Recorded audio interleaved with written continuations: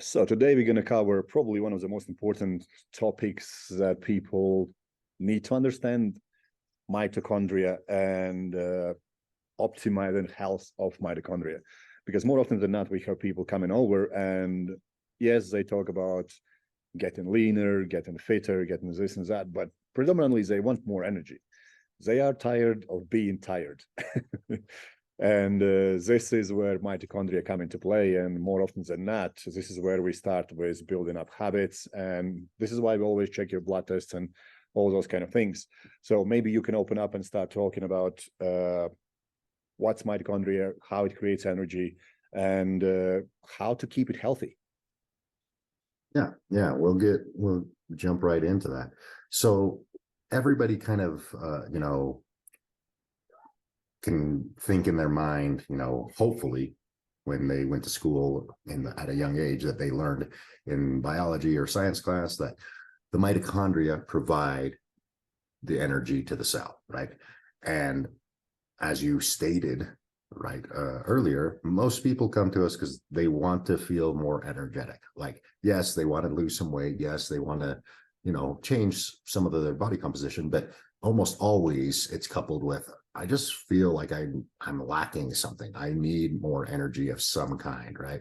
And so that then brings us to, what this right here. What is a mitochondria? And it's this tiny little bacteria that we as eukaryotes have stolen over time, over eons, and incorporated into our cells to produce the energy for ourselves. We are solely dependent on mitochondria for the energy production of our body, right? Like that is the thing that's going on here.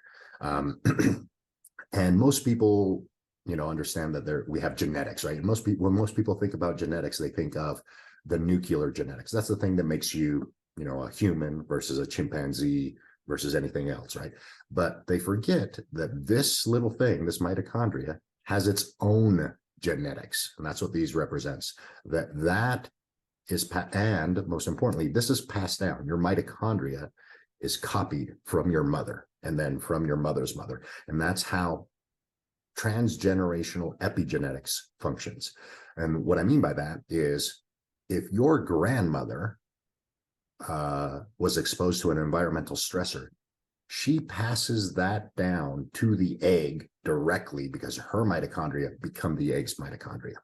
And just to put it, how powerful this system is my mitochondria in my body came from my great grandmother. My egg, whatever conceived me, was actually on this planet from my great grandmother's time.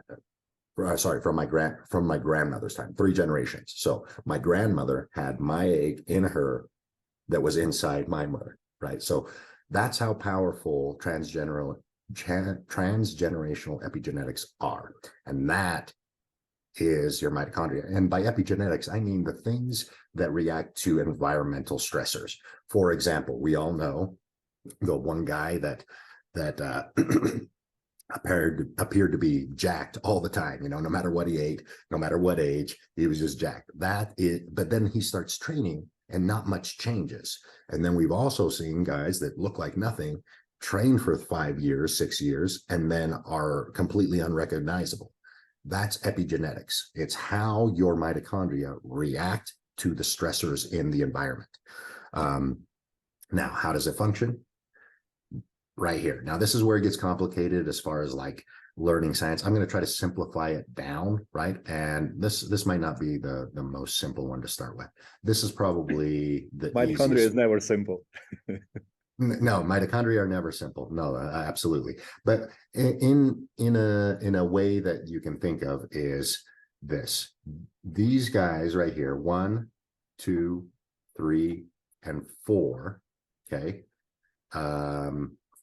They transport electrons. Okay. That's what they do. So what that means is, let me see if I can exit here, because this one is a little bit better here. Let's go with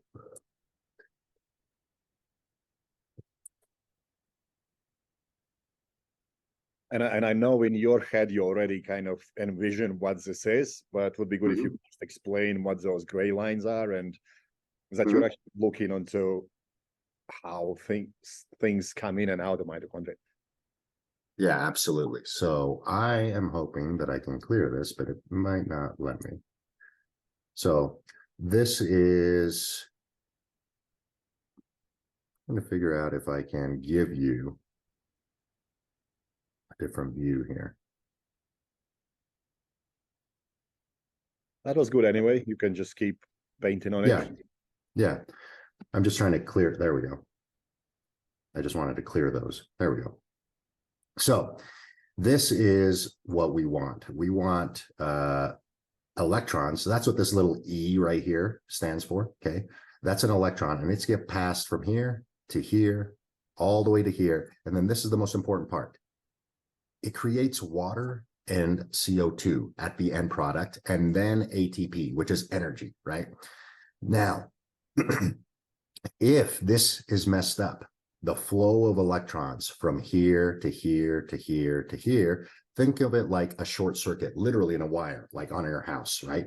And what do we know about wiring in a house? If it gets overheated or there's a short circuit, it creates a brownout. It can literally start your house on fire. That's no different here at the molecular level. If the electrons are backed up, then it creates something called reactive oxygen species, which is right here. Okay, so that means the oxygen is not being fully integrated to the end product of water at the end over here. It's interacting over here with the electrons being backed up, and that oxidizes oxygen to create reactive oxygen species. Most people today will focus on, we need to get rid of reactive oxygen species, but that's not actually true. Reactive oxygen species is part of the signal that tells your body to regenerate a mitochondria or a cell, because if you're producing lots of those, then that should signal, hey, let's this is faulty, let's go ahead and redo the system, or burn up this mitochondria and go through mitogenesis and make a new one. If you go through the route of what most people are thinking, and it's kind of not panned out, which is antioxidants, like just giving you a crap ton of antioxidants. There was a big craze on that a few years back where, hey, the more antioxidants you take, the better it's going to be. And it just doesn't pan out that way, because you're messing with an actual regulated system here. Yeah. Now, it's still popular in some instances where they just take everything every day and not letting the body run its course. Yep. Yep, absolutely. And another thing that I want to bring up is this is called cytochrome 1. So right here, this is cytochrome 1, cytochrome 2, cytochrome 3, cytochrome 4. That's what these C1, 2, 3s are. But you'll notice that cytochrome 1 pumps hydrogen, and cytochrome 2 does not. There's no pumping, okay? And you'll notice that this one processes FADH and this one processes NADH, okay? And then if we look at this other picture right here, what do we see here when it comes to this right here? NADH to FADH produced from this TCA cycle is 5-to-1, okay? Beta oxidation, which is fat burning, produces NADH to FADH to a ratio of 2-to-1.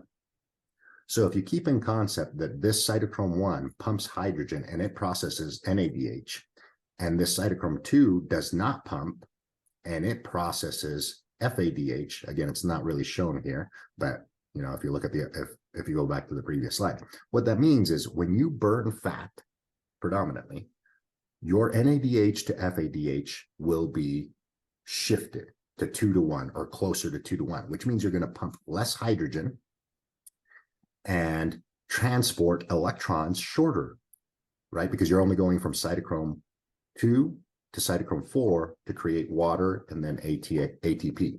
So that's a shorter distance. So is it more efficient to go an extra cytochrome versus less cytochromes? Everybody kind of understands that the shorter the distance, the better. And number two, because you're not pumping hydrogen, you're not going to create as much inflammation. So healthy fats are definitely something that most people are forgetting about, because too many people are focusing on calories, right? Calories are the only thing you need to worry about. And that's not necessarily true, because different calories will elicit different responses just from this concept alone. You're going to create way more inflammation if your calories are predominantly NADH versus FADH. So if you ate like incredibly low fat for long periods of time with really high carbohydrates, and you live somewhere where you can create a lot of reactive oxygen species, you're going to create a lot more of that, and you're going to actually age your body quicker. So those types of diets can age you quicker versus not age you as quick. And this whole concept of electrons moving across right here and producing water, if that starts to become faulty because more of the oxygen is being turned into reactive oxygen species, what also starts to happen is you start producing less water at the cellular level. And that is very important for intracellular hydration. As you get older, almost everybody kind of sees that their EGFR, which is estimated globulin filtration rate, which is basically a calculation for your kidneys, right? How much hydration are you putting through your body and stuff like that. And basically, most doctors come to the conclusion that as you age, that goes down and there isn't anything you can do about it. Well, I just demonstrated this is where this comes from. Your cellular hydration comes from the water that your cells are making, specifically your mitochondria. As you age, the distance between these gets longer and longer. So that means it becomes more difficult to transport electrons across, which is more likely to interact with oxygen, free oxygen out here somewhere, and not create water at the end product. So that basically outlines how aging works. How would you stop that as much as you can, right? You're never going to be able to stop aging. Like, that's not really going to be a thing. Well, it's dictated by something else that we always talk about, right? Which is get outside, right? And I'm going to explain a couple things, but this one is pretty important. If you look at right over here where it says mechanical, okay? Right underneath it, it says 808 nanometers. That's talking about a wavelength of light. So cytochrome 4 has something called chromophores. That, in fact, all of these have chromophores. That's why they're called cytochromes. That just means it's a color, right? If you were to look at these under a microscope, they have different colors. If you interpret that as wavelengths, like the color of the rainbow, different colors have different wavelengths. This is red. 880 nanometers is red. So and red light gets that at its peak level. So basically, you're talking about that if you go outside, this is why you have more energy, because this is essential for your mitochondria to work efficiently and create more energy. So when are there any specific times of the day when we can get these? Yeah.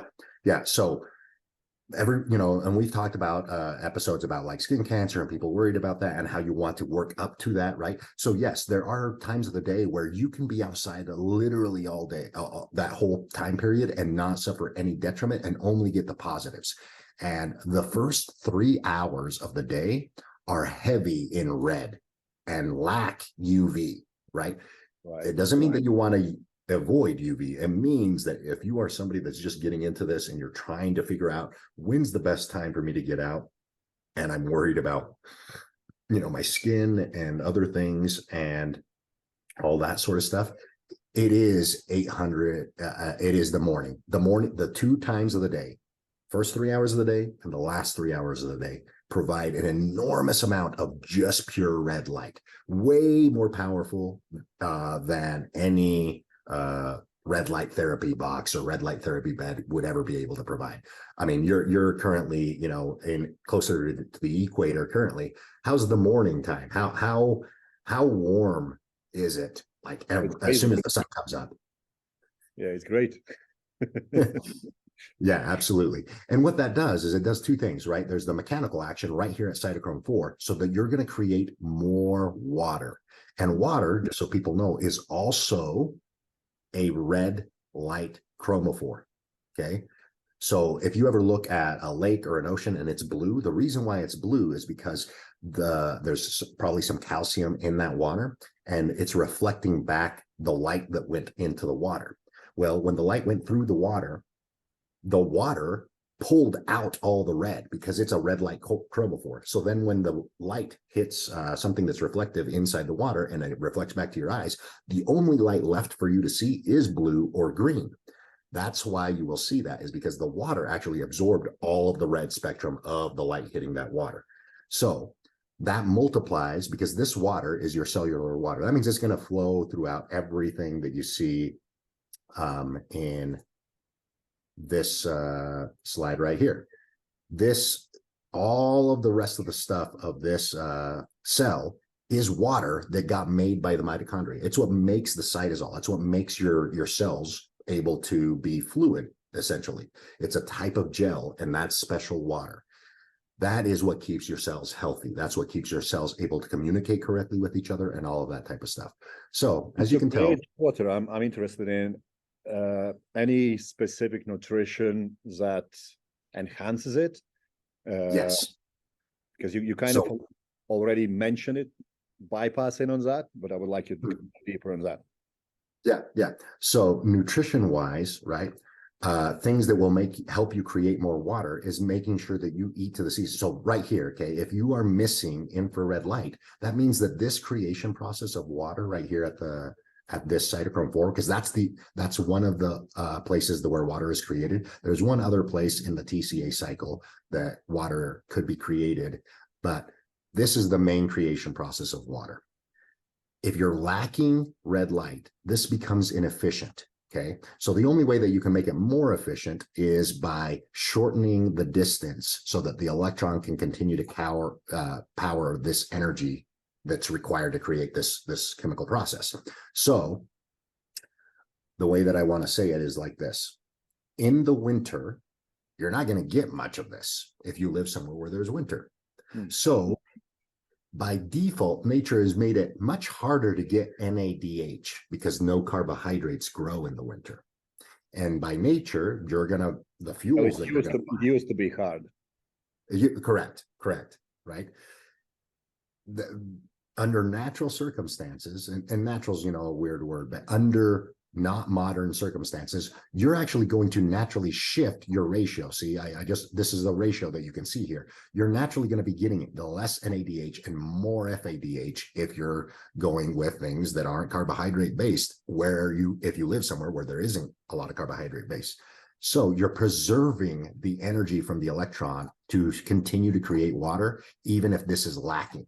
Okay. Now let's take it back. Say you live somewhere close to the equator. Well, now you're going to be shifted with more NADH. You're going to have a lot more of this and only a little bit of this, but you're going to have a lot more of this. So it makes the efficiency of this process higher. So this is where eating seasonally is a dietary approach that enhances, or, a better way would be is it balances this natural give and take of how this system is set up to continue to make water efficiently, right? Now, the other thing that's not shown on here is this guy, your ATPase, which produces the ATP. It also has a mechanical input. Its mechanical input is 850 nanometers of red light, right? So what that does is when red light hits this, it makes it spin faster and faster and faster to create more ATP, which is why in high sunlight zones, you can go a lot longer without eating and not feel brain dead or brain fog and things of that nature, because you're creating ATP just by being outside, if you're outside, okay? But if you're not, again, if you live indoors or live somewhere in a high latitude where you're going to have a winter, this starts to be diminished. So you produce less ATP from that and less water from that, from your food, unless you eat a little bit higher fat content or protein content, right? Animal source proteins and things of that nature. And the carbohydrates will just be more minimal. There will be things that you can preserve through the winter, like potatoes and things of that nature. But if you've ever tried to get 300 grams of potatoes or 300 grams of carbohydrates from potatoes versus rice, you're going to find out real quick that that's a lot harder to do. That's a lot of potato. So it just ends up being that you don't end up eating that many carbohydrates. Again, I'm not saying that carbohydrates are bad or good. I'm saying certain ones will dictate this ratio if you're eating them out of season. So because our lifestyle is a bit shifted to everything, can we do something about increasing mitochondrial health in regards of activity or anything, maybe improve our ability to absorb food, or, you know, does cardio come into play in this instance, and things like that? Because we obviously are so away from eating seasonally, but we still have athletes who perform at amazing level. So what's the catch? What's happening there? Is it because they use maybe some kind of supplements? Is it their daily routines that's helping them? What's happening there? Athletes do get paid to be athletes. So sorry, a little bit. Could you repeat that? Yeah, athletes do get paid to be athletes, right? So are they going to go out of their way to be outside more and train more, just be less stressed? Yes, absolutely.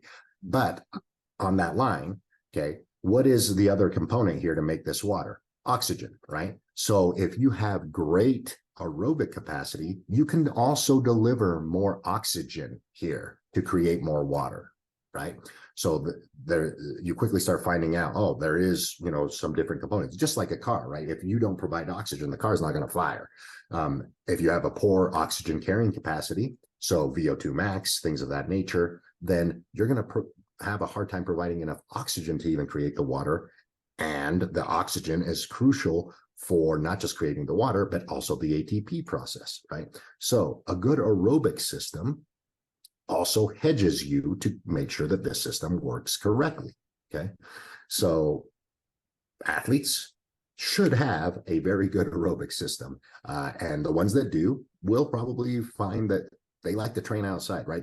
Like nobody likes, I don't personally like training aerobically indoors. It's kind of boring, and you know, it takes a long time. So you'll find that most athletes that have really good aerobic capacity usually do quite a bit of their aerobic training outdoors. So they're already by default getting some of these benefits, but they are also increasing their ability to deliver oxygen to the mitochondria. That is crucial. They're basically doing both ends of that stool right there, right? And so then this ratio of NAD plus and FADH does not start to matter quite as much until they get much older, right? Like up in there. But and I think it's important to note that just improving your cardiovascular health will improve your ability to build more tissue, burn more body fat, create more strength, and so on and so forth, because now you can do things more frequent, and you have just more energy to do things more frequent. Simple as that. So I literally just, so that statement, that's not the first time that the people have heard, hey, if you have good aerobic capacity, you should be able to do more things. You should be able to grow faster. You should be able to get leaner. You should be able to do all these things. I just explained it at the molecular level, why that is, because you've increased your ability to deliver oxygen to this system, right? And this system dictates all cellular functions, growing muscle tissue, recovering from stress of any kind, all of these things. If you are making this system efficient, you are increasing all of those by default, including just feeling more alert and alive, because you're going to create more ATP. Now, so for me, it's interesting. Somebody who is now healthy, everything is fine. How do you supercharge them? Is there any supplements that you can throw in, or anything extra that you can add for them to feel now they're not just healthy, they are like super energetic? Right. So now we're talking about, okay, so we just described very basics, right? How the engine works, right? How does the engine work? So now we're talking about, okay, how do we take it to the shop and upgrade some things to make it even better, right? And there are some vitamins, right? Here's some of them, right? Pharmacological intervention, CoQ10 in the ubiquinol form is crucial. See, it's actually part of the cell membrane right here, and it helps transport electrons from these two to number 3. So if the more ubiquinol you have here, or quinols, because vitamin K2 is also a quinol, and it helps CoQ10 in this process. It helps the regeneration part of CoQ10 moving back and forth between these 3 right here. So you have now increased the efficiency of the electron moving from cytochrome 1 or 2, both of them more than likely, all the way to cytochrome 3. CoQ10, vitamin K2, easy supplementation that directly affects your mitochondria. The vitamin K2 needs to be the MK version, the MK7 version, sorry, MK7. And the CoQ10 ideally is the ubiquinol version. There's a couple different versions of the K and the Q10. The others don't work nearly as good to be incorporated into the cell membrane. So what about any hard hitters, something more specific, something more advanced? Is there anything that, let's say, we can throw in for a week or two for somebody who want to perform at really high level, or maybe is really run down? Yeah. So there's been some studies on some things in here. So hopefully you can see this here just fine. This little thing right here is called methylene blue. Now, this is a medication, right? But this particular medication is unique. It's a dye. It kind of stains everything. You've posted a little bit about it. But what it does, it has a 660 nanometer absorption spectrum. That's also red light. Red light is from 600 all the way up into like 1400 nanometers. It has a 660 absorption spectrum. So when you consume it, this diagram kind of shows it actually goes to cytochrome 4 and interacts there and increases cytochrome's ability to absorb infrared light. So the combination of methylene blue with just some infrared light therapy or just going outside supercharges your ability to create water, and it supercharges the ATPase, and it will make it so that less reactive oxygen species are made. This is not something that you can take forever, but you're feeling a little run down, or maybe you're traveling and you don't want to get sick. Maybe you're somebody that just regularly gets sick anytime you travel, things of that nature. This is a great way to supercharge your electron transport chain to ensure that you're going to stay very well hydrated, and good hydration always leads to better health at the cellular level, right? And coincidentally, I feel so much better on it. It's just like my recovery was insane. Yeah. So this is a medication, but does it work? Absolutely, it works. And this is where it works. You know, all the science that I just kind of laid out in these earlier, 10, 15 minutes, this drug literally capitalizes and supercharges that system from that aspect. Now, are there other things that are not, Before you continue, what are the drawbacks of using it too long? So the drawbacks of using it too long is that it is not able to be, so it's a really, really old drug. And the way that it gets synthesized is there are some heavy metals in it. It's unavoidable, right? So taking them for long term, if you took it for a month, you're not going to notice anything. It's not like it has a ton of metals that poison you immediately. It's just that being on this for a year, that's not a good idea. Being on this for 4 or 5 months, probably not a good idea. Yeah, it's like driving a car on just really high reps. You're just going to blow your engine. That's right. Yeah, and the reason why it'll happen with this is because you're never going to get zero heavy metals in here. But on that same sense, right, I'm going to talk about something that not a lot of people understand. We also have heavy metals in fish, but fish bring a whole hell of a lot of nutrients, and they also bring the antidote of what heavy metal detoxification needs. In order to detoxify from heavy metals, you need lots of iodine and lots of selenium. So if your nutritional concept, right, going back to the nutrition, another thing that I didn't touch on here is that this cell, let's put it this way. Let's go to this presentation right here. There we go. So right outside of all of these mitochondria is DHA. DHA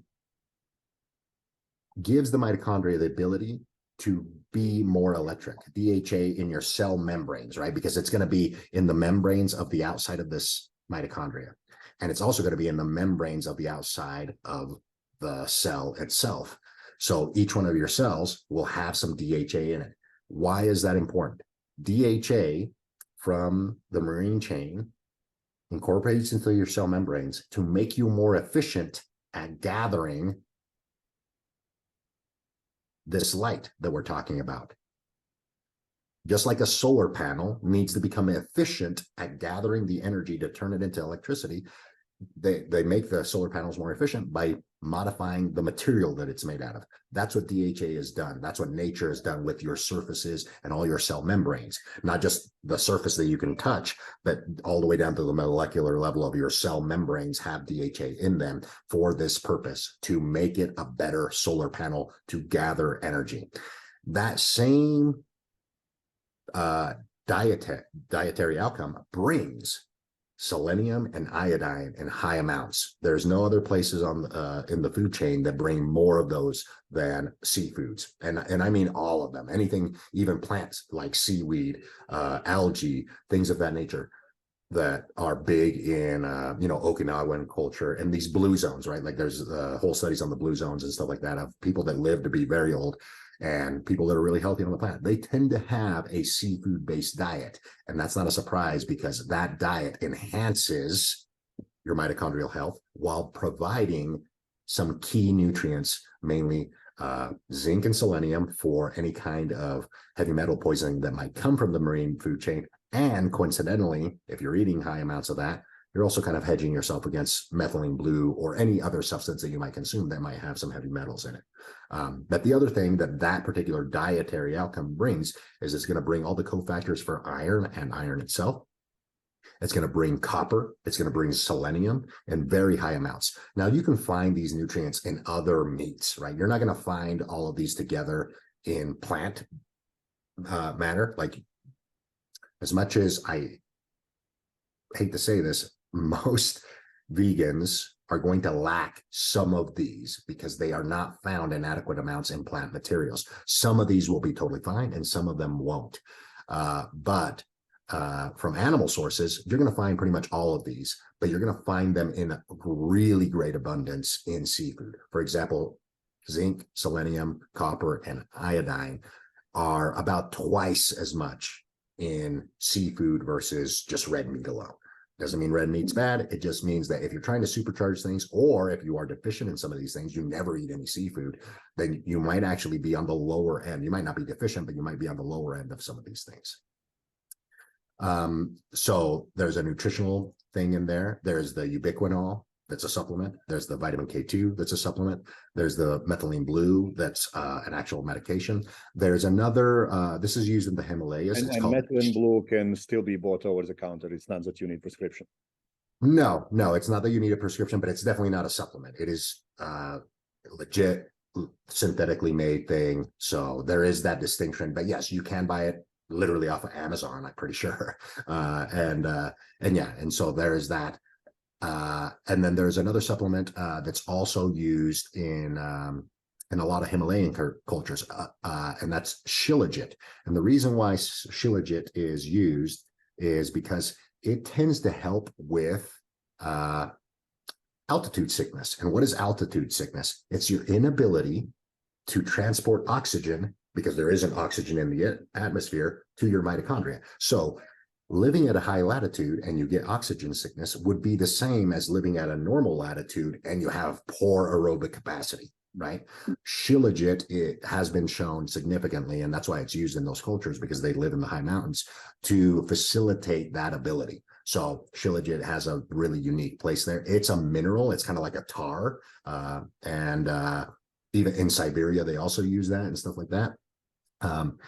Because you're just lacking oxygen in general at the tissues, and that tends to help. There really isn't any real concrete science on how it helps, but we do know that it does help. So there's that. Then there's magnesium. Magnesium is crucial. It's a crucial component in the formation of ATP at this junction here. Now, there's a specific magnesium orotate, that seems to be the one that contributes the most to this process here. So magnesium orotate is what I would kind of go with there. There's a ton of different forms of magnesium. They're all pretty decent. You're going to get, what you want out of it. But if you're trying to target this specific system as efficient as possible, it would be magnesium orotate. And then the last supplement that I would say is something called PQQ. And that's, I'm going to probably not pronounce it correctly, but if you type in, it's known as PQQ. So if you just type in PQQ, you would find it. But it's paraquinolone quinone. And that also helps, just like vitamin K2 and CoQ10. It helps with the interactions here, right? Now, people ask a lot, and this is kind of crucial. We haven't talked about what this is right here in the middle, this CFE, and then there's a 3+ here and a 2+ here. That's iron. That's iron from your hemoglobin. That's iron in your blood. The +2 state has dropped off oxygen, and the +3 state is ready to get oxygen, okay? Now, that is iron, and iron is magnetic. That's how it's drawn to this place, right? Like, there isn't a tube or channels or highways that brings the iron and the oxygen to this place specifically. So what does? It's the spinning of this ATPase, because anytime you spin something, you create a magnetic field, and that magnetic field will draw anything that's magnetic to it. So that's iron. That's also oxygen. Oxygen is the second most electronegative. That's why there's a little E with a negative right here for the electron. The electrons are negative, and oxygen is also negative. And iron carries it, and it's perimagnetic. They come to this specific point in time. All of this is flowing here, even though there isn't technically channels, because over here is this spinning mass that's creating an electromagnetic field. That's how that system works. So, being around non-native electromagnetic fields can disrupt or create a sense of less magnetism over here and more magnetism over here, or over here, or over here, or anywhere else. So this pretty much explains why so many people, when they go out in nature for a day or two, feel so much better instead of spending all week in a city. Correct. Right. So that that's literally one of the literal mechanical ways that something like non-native electromagnetic fields can mess this system up. Now, it's being minute, right? I'm not saying, oh, you go to an electromagnetic field, you're all messed up. I'm saying exposure over time starts to mess this up more and more and more, okay? Because you're disrupting the natural electromagnetic field that's supposed to be happening, right? It's kind of like taking a small magnet and a big magnet, right?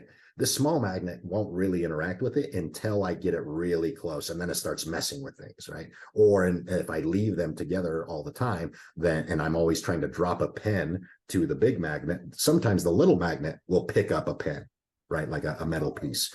So this is the concept, right, of this thing spinning and creating an electromagnetic field that's drawing all these magnetic things and all these electronegative things to this place in the mitochondria. So if I had a big magnet and a small magnet, the big magnet's usually going to catch all metals that are coming here, but the small magnet will also catch some.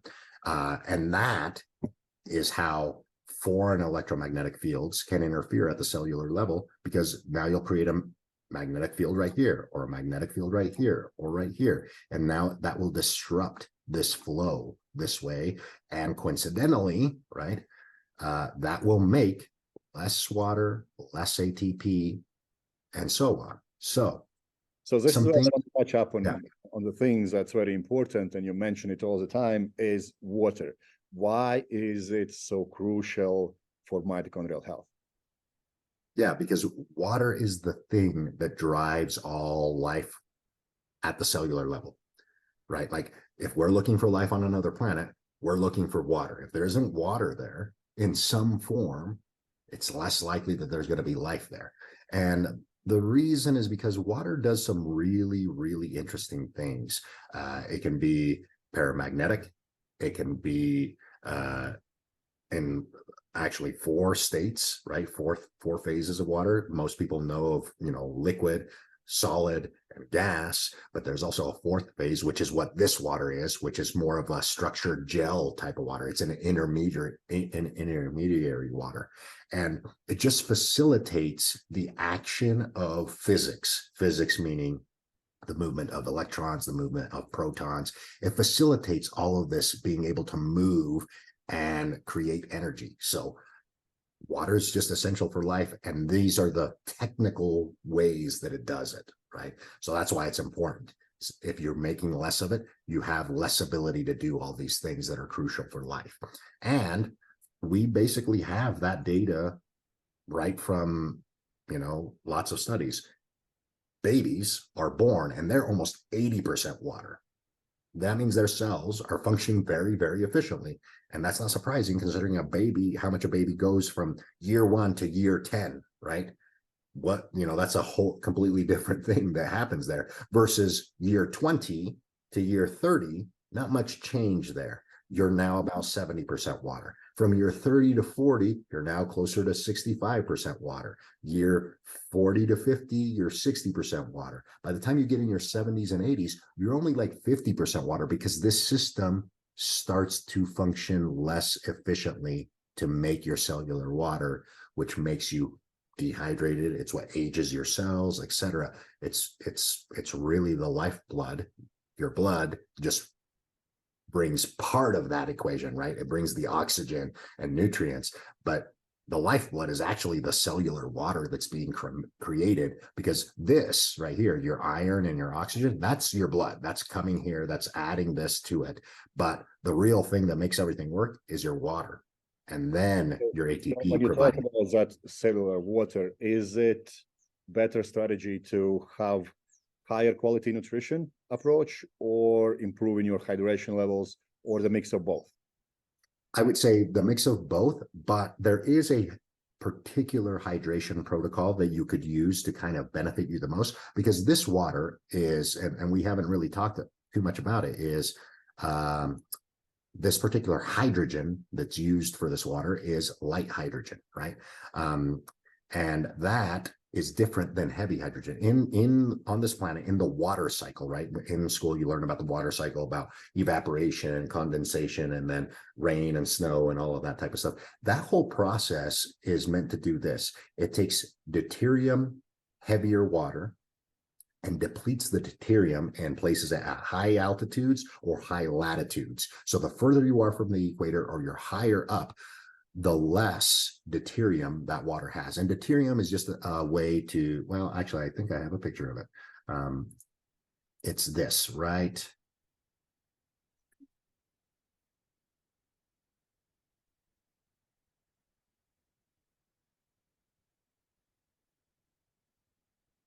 Well, so here's the concept of how water works at the cellular level. That's what this is making. It's easy water, or cellular water.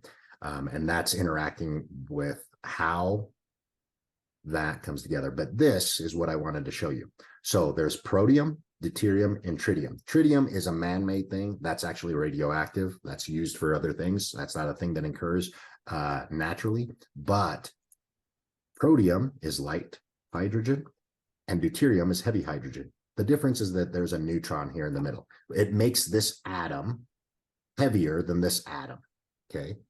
And with that concept in mind, what that means is this: hydrogen that is heavy gets incorporated into cell membranes so that it can attract things, right? Because gravity, right? If something has more mass, more stuff can get attracted to it. So hydrogen gets incorporated into your cell membranes to make sure that they become rigid and not fall apart, because there's more hydrogen, or deuterium in this case, we'll just call it deuterium, heavy hydrogen.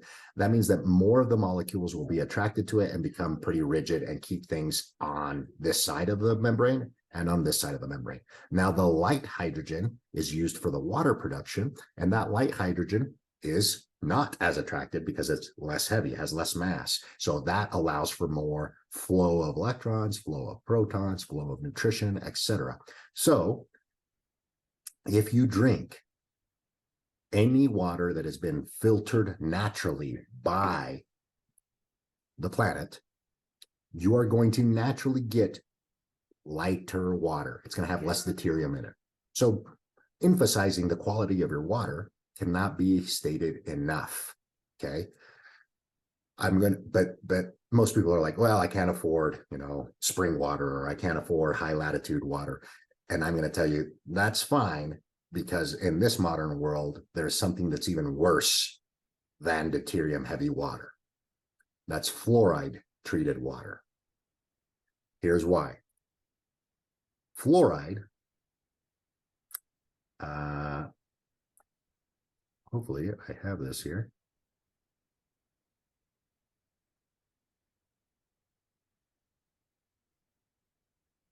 If not, no, it doesn't matter. You can just look this up later.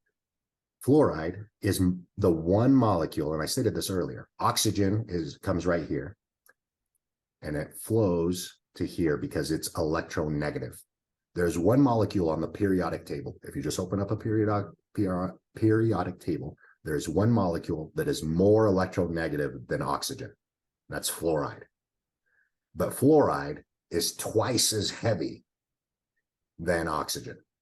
So if fluoride is more electronegative, it's going to be drawn to here way faster than oxygen. And because it's heavier, it will get stuck here. And because it's not it's not oxygen, it doesn't create water. So if you drink a lot of fluorinated water, you're actively ingesting the fluoride, right? I'm not necessarily talking about fluoride in your toothpaste, although I probably just wouldn't do that. But fluoride treated water, now you're actively ingesting fluoride, will come and clog this up. So the worst water you can drink is fluoride treated water.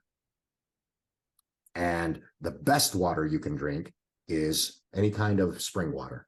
Any kind of natural spring water, any kind of high latitude water that's ultra filtered because of nature will have naturally less deuterium in it, which will provide better quality cellular water.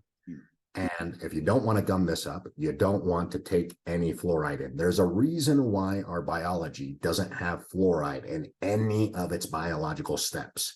It's because of this little attribute. It's the only element on the periodic table that's less or more electronegative than oxygen. So it's going to gum up anything that's oxygen supposed to be doing. But it's too heavy to move out of the way of flows. And obviously it's not oxygen, so it can't create water. There's a reason why our biology does not use fluoride, and there's a reason why you shouldn't be actively drinking it. And when you talk about it, it's predominantly tap water. Yeah. City treated tap water. Most places are like, oh, we're suffering from tooth decay or whatever. We're going to put a bunch of fluoride in it and treat it. And that's what you get, thrown in the tap.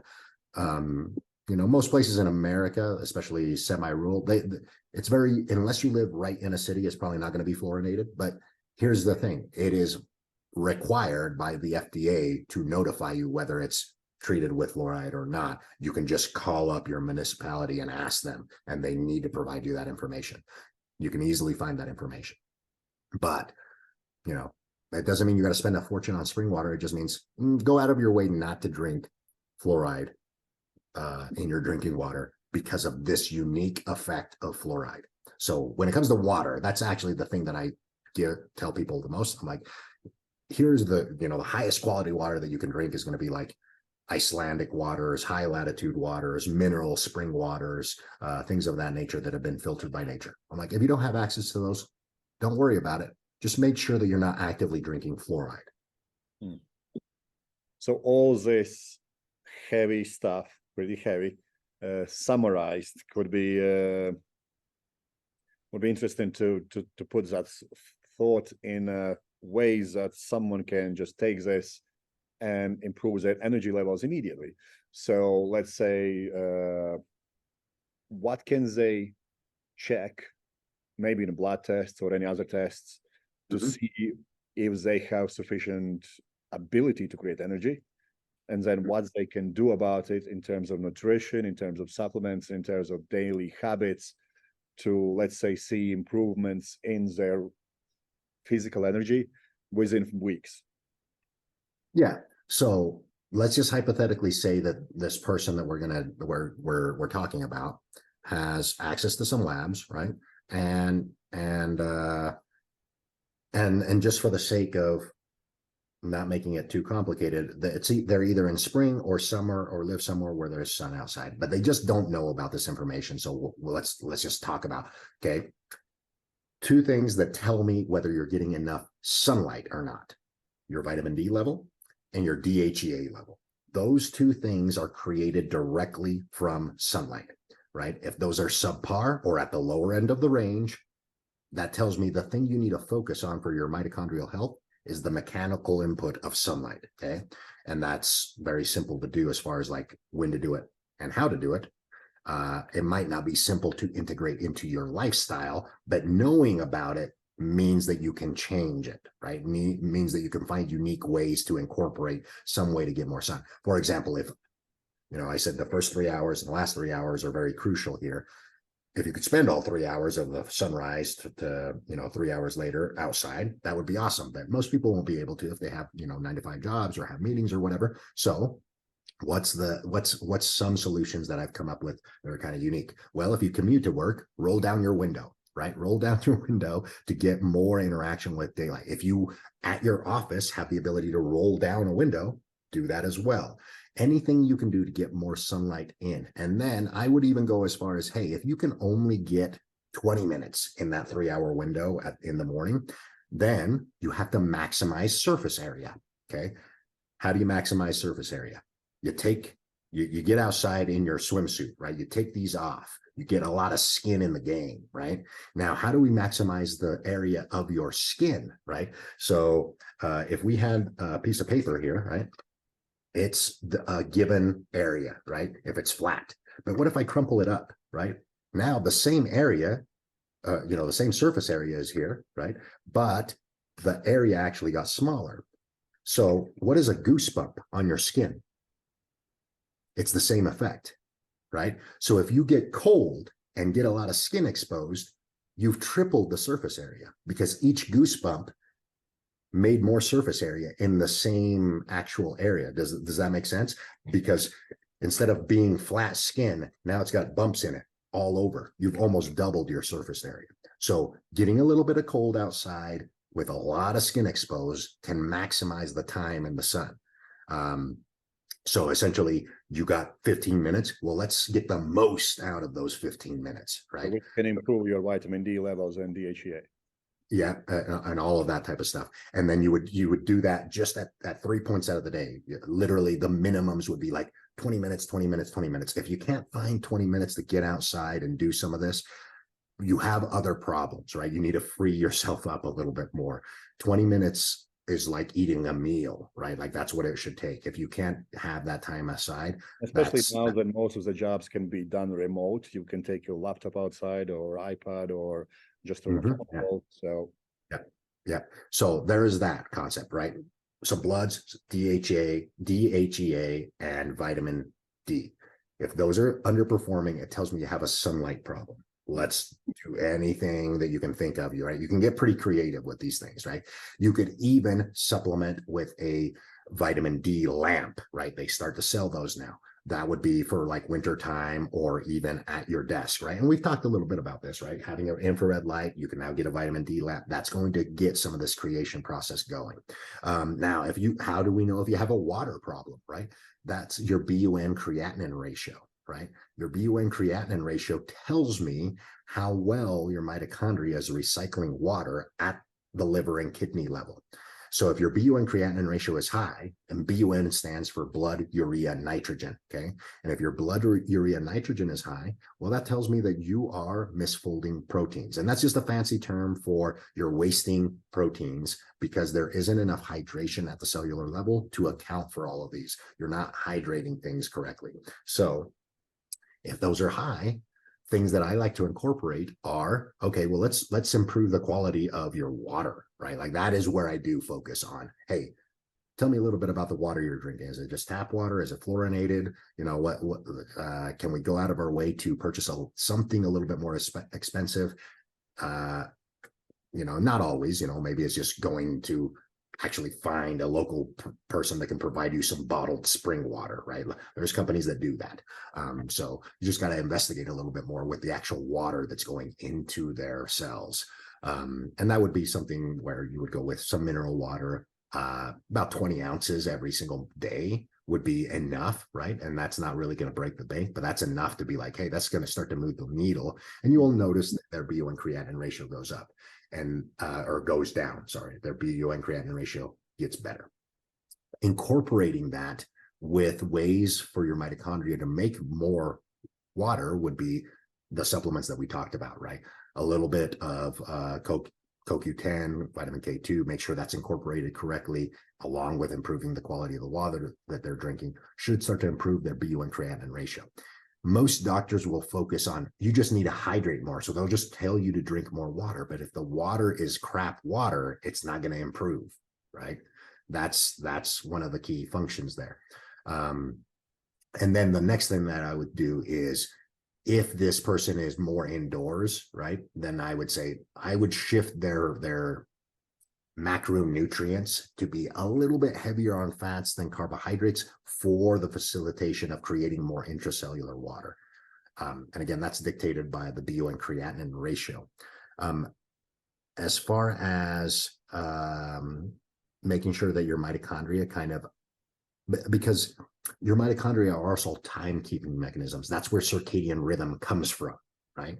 So making sure that you at least see morning daylight, evening daylight, and block light at night will also go a long way. Now, going back to the water creation issue, right? If your BUN creatinine ratio does not improve, it doesn't mean that these things don't work. That's where I go to the next step of, where do you work? Like, is there a lot of electromagnetic fields around? Do we test your house for something like that, or just hire what's called a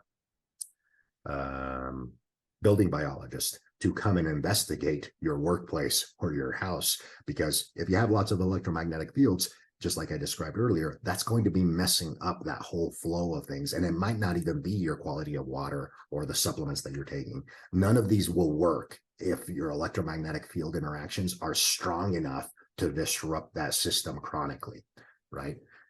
Now, without having to hire anybody, I can tell you this. We've highlighted this, right? Which is, at night, try to remove any electromagnetic field stimulus to ensure that your mitochondria have the ability to recover when they're supposed to recover, right? Don't sleep with your cell phone next to your head, ideally not in the same room. Turn off your Wi-Fi every evening. And you don't even have to do that manually. You can just buy a timer that automatically does it yourself, things of that nature. And then at work, right? Try to limit, gamers do this all the time. They have their computers hardwired for this reason, so that they don't, not just because of this reason, but the reason of, hey, Wi-Fi is slower, so we wire it and now you get better internet, right? That's why they do it. But you can take a page out of their book and be like, okay, well, if I don't have to use Wi-Fi, then I don't have any electromagnetic field because it's just wired right to my computer. Now, that might not be feasible for everybody, but if you have a laptop, just like you stated, if you live somewhere where it's pleasant, take it outside, put it on a covered porch, do more of your work outside, get away from the actual interaction of those types of things, because those will mess with your ability to create all these downstream processes. And that's really, in a nutshell, the How lifestyle. about any physical stuff that, maybe they can incorporate some kind of training, a set, Yeah. or something like that? So if you really, really hate aerobic training, like just absolutely hate it, breath work, like actual breath work, right? Because, okay, let's put it this way. People know about free divers that literally dive down and can hold their breath for 10 minutes at a time. Do you think they do a lot of aerobic activity? No, they don't. They don't spend hardly any of their time running and doing, they'll do some swimming and stuff like that. But the bulk of their training is breath work, right? Breath work by itself will improve your oxygen carrying capacity. You can just look up some of the protocols that are in there, but simple ones, really simple ones, is just learning to dial in your breath to when you need it and trying to literally work that. Just like, training your biceps. Today, I can do a 10-pound weight for 10 reps. In 3 weeks, I want to be able to do 15 reps with the same 10-pound weight. It's no different with breath work. That alone, very simple, low-lying fruit. You can do that standing, sitting in a well, I wouldn't suggest it in a car, but you can do it without going anywhere or paying anybody any money. Doing breath work is definitely like step one, and being able to train aerobically without physically stepping on a treadmill or any kind of things like that nature. And then the next step up would be actual aerobic training. Again, for this breath work also improves your ability to kind of chill out, rest, digest. Absolutely. All those things control your stress hormones. So there are multiple benefits just from that. Yeah, absolutely. Just a little bit of breath work and just relaxation can go a long way in improving your oxygen saturation. You can literally measure that on an oxygen monitor from your finger.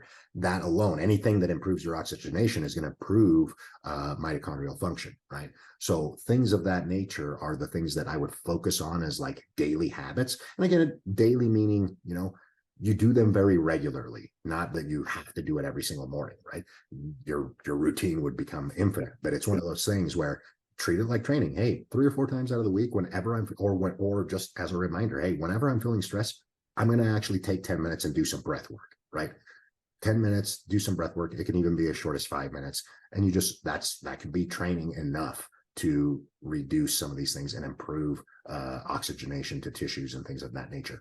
And then the next thing would be things that we've talked about, right? Body weight training can go a long way in improving that system by itself, because body weight training requires oxygenation everywhere, and body weight training can be done pretty much everywhere, including outside. Doing a little bit of training, everybody talks about like yoga and relaxation and all that. I'm like, just go outside and jump around. Literally, just go outside and jump around for 5-10 minutes, in between meetings or whatever. And next thing you know, you're going to be a little bit more energized just from that fact, because you're accomplishing several things by removing yourself from an environment that's depleting you from electrons to going to an environment that's gathering electrons. And you're also starting to oxygenate tissues better. Those are all very simple, very low hanging fruit that can improve mitochondrial function pretty much almost instantly. Within 5 or 10 minutes, you're going to see improvements there. It's not as complicated as people think, and it's usually just doing the very basic things that gives you most benefit. And this all the things that we see when you get old, when you stop moving, that's when you start dying. So keep moving, and that's pretty much your longevity and whatever you want to name it, things that you need to use your body. If you stop using your body, it's going to start giving up, because it just feels that there is no necessity to carry around so much muscle tissue and so on and so forth. So I think this has been really in depth and educational, in a sense of like understands that you can improve your ability to be more self-aware, more energetic by doing the most simple things. Start drinking more water, start moving more, go outside a little bit more, and take care of your stress levels. That's Yeah, absolutely. And pay attention to unintended consequences of modern life, right? Like, yes, it's awesome that I can do a Zoom with you across the planet, but at the same time, there are unintended consequences of technology use that keeps you indoors all the time. I'll be jumping straight in water after this and just doing all my grounding and stuff. Yeah, I mean, just chill out, relax. 15, 20 minutes later, it's like, okay, I'm good to go, right? And you go do about your day. Like that's really how it comes down to. Again, it's not gloom and doom of like, oh, it can feel very overwhelming of like, oh, I got to do this water thing, I got to take this supplement, I got to get outside. Just incorporate it into your daily, hey, every day I wake up and I brush my teeth. Well, every day you wake up, you should go outside a little bit, right? You should drink high quality water. And if you do have certain problems, now you start to go down the weeds of, hey, where is this problem? Why do I need to maybe get more cold exposure or focus in on buying more high quality water or all these supplements that I talked about? None of these are going to fix anything by itself if these basic habits that we've talked about right from the beginning are not incorporated. And basic habits don't have to take very long, right? Like if you work indoors predominantly, it's as simple as go out, park your car far away, right? Park your car at the other end of the parking lot so that it takes you 5 minutes to walk to the front door. Now you've gotten 5 minutes that you otherwise wouldn't have, right? Or roll down your window in your 15-minute commute so that you can get 15 minutes extra of a little bit of sunlight. It's really about thinking out of the box a little bit when it comes to ensuring that your mitochondria, your body is getting the right cellular signaling. And then if it does come down to something that needs to have some intervention, at least you have some concepts of where you really should be concentrating on. Yeah, no, this is awesome. So thanks for your time, and I'll see you next video. Awesome.